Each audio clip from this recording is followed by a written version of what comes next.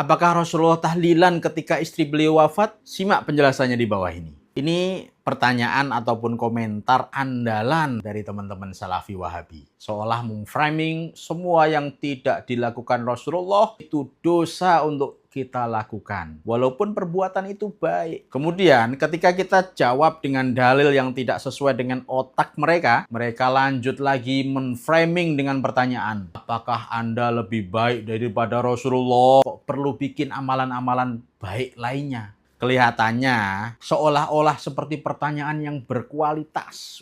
Tapi sebenarnya hanya bentuk pepesan kosong orang-orang yang tidak pernah belajar agama dengan baik, terstruktur, dan metodologis. Ya, itu memang tujuan mereka untuk mengesampingkan dan melupakan khazanah Islam, yaitu ijtihad ulama-ulama besar yang alim selama berabad-abad, yang bersambung sanadnya dan keilmuannya sampai kepada Rasulullah Shallallahu Alaihi Wasallam, dan seolah mereka lebih tahu dan lebih paham daripada ulama salafus soleh yang terpercaya. Jika Anda benar belajar Islam daripada ulama salafus soleh, kitab-kitab ulama, betapa banyak ijtihad amaliyah, fiqhiyah yang tidak tercantum di dalam Al-Quran dan hadis. Apakah puluhan bahkan jutaan kitab itu semua bid'ah dan sesat semua? Mulia sekali otak Anda. Oke, kita kembali ke pembahasan tahlilan. Apa sebenarnya makna dan isi daripada tahlilan?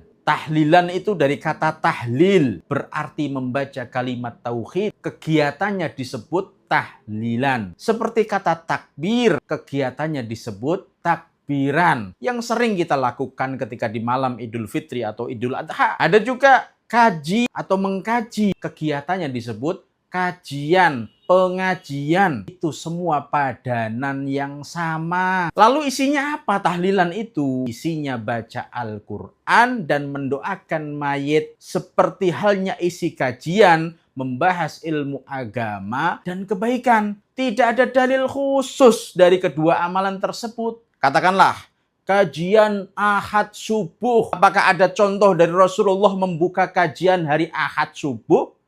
Ya tidak ada, nggak ada dalilnya itu. Lalu kenapa tahlilan dipermasalahkan? Ya entahlah otak kalian itu. Inti dari tahlilan itu ada dua. Yang pertama mendoakan mayit. Saya ulangi lagi ya. Mendoakan mayit. Kedua, bersedekah untuk ampunan si mayit. Lalu apakah Rasulullah pernah melakukannya? Ya jelas. Banyak riwayat hadis dan banyak tertulis di dalam kitab-kitab sirah mengenai hal ini. Salah satu contoh, idza dzukira Khadijah lam yakun ya'tham min thana'in 'alaiha wastighfarin laha. Ini diriwayatkan oleh Imam Tabrani. Jika Rasulullah teringat oleh Khadijah, ini beliau sudah wafat, Rasul tidak pernah bosan untuk memuji beliau ataupun memohonkan ampun untuknya. Rasulullah berdoa dan memohon ampun. Beliau juga mendoakan berziarah ke makam Sayyidah Khadijah dan juga sahabat-sahabat yang lainnya. Rasulullah juga bersedekah untuk kebaikan Khadijah yang sudah wafat. Tak jarang juga menyembelih kambing atas nama Khadijah untuk dibagikan kepada saudara-saudara, teman-teman, bahkan tetangga-tetangga Sayyidah Khadijah. Hanya Imam Hakim pernah meriwayatkan, kana Nabi sallallahu alaihi wasallam idza utiya bi syai' yaqul idhabu bihi ila fulanah